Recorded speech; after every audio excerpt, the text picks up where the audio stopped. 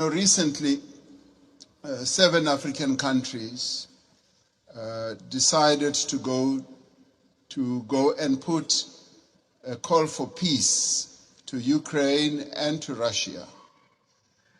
And we raised a number of issues. Zambia was represented, Comoros was represented, Republic of Congo was represented, Senegal was represented, Uganda, as well as South Africa. So we were all represented, and Egypt as well. So we were all at one, that even as we were going to address an issue of the war which has had a negative impact on the African continent, which is the rise in prices for food, rise in prices for fertilizers, we were clear that we are not going there as beggars. We are not going to ask for a favor to both Ukraine and Russia. We were going there to say, open up the Black Sea Channel so that the grains and the fertilizers should go into the world market. So we were not on a begging mission, even as we are in great need as a continent and all that. That should go to demonstrate that Africa should never be seen as a continent that needs generosity. We want to be treated as equals. Even in the multilateral institutions, we want to be treated as equals. And if our equity is at a low ebb, there must be ways in which that can be addressed. To us, this is very important. Our sovereignty is one of the things that we hold on dearly to. And we demonstrated that very clearly to both President Zelensky and to President Putin when it came to this issue.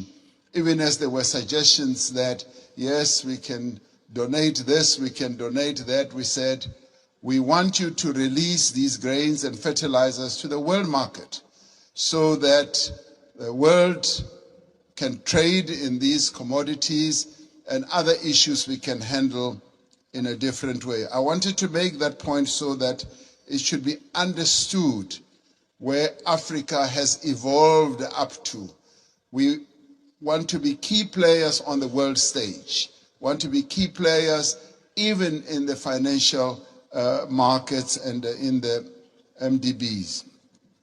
Now, these are the positive things. I do, Mr. President Macron, want us to address another issue which to us is a bit of a negative. You will have heard President Sisi talking about the 100 billion that was promised in Paris. President Sassou Nguesso yesterday as well also spoke about it at the dinner. Now there is that issue that a number of the commitments that have been made have not really been fully lived up to. But before I get into details, let me immediately say that we recognize the many initiatives that have been put on the table, and a number of countries here have done so. Germany has gone out of the way to put a number of initiatives, and the US has also done a number of things. But there have been times when we felt like we were beggars. I played a key role as chair of the African Union during the COVID period. We felt like we were beggars when it came to vaccine availability, when we felt we needed access to vaccines, and the Northern Hemisphere countries had bought all the vaccines in the world, and they were hogging them. And they didn't want to release them at the time when we needed them most. And we felt like we were begging. And at times it felt like they would just be droppings from the table, that yes, we will give you that and that. And let me tell you something that generated a lot of resentment. We resented that, and it got worse when we said we want to manufacture our own vaccine.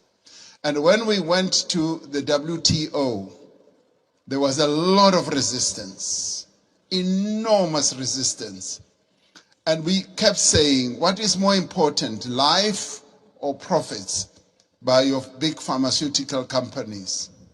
And that too, I must tell you now, generated and deepened that disappointment and resentment on our part, because we felt like life in the Northern Hemisphere is much more important than life in the global South. And these are issues that need to be addressed. And I'm glad that we are all seated here like this, because we've got to get to the heart of these matters and address them. Now, I come to promises that have been made. And Chancellor Scholz was saying, we've got to walk the talk. Yes, we want to see the talk being walked. President Sassou Nguesso yesterday said at the dinner, $100 billion was promised per year. And he was saying, I've never seen that. And many of us will testify that that $100 billion has never really been made available. And this should stand out as something that needs to be addressed. Because sometimes we sit at conferences like this and say, yes, we'll make this available, and we believe you. We believe you, but now the tire must hit the tar. We must now see action flowing from that. Now, I want to then talk about something very practical.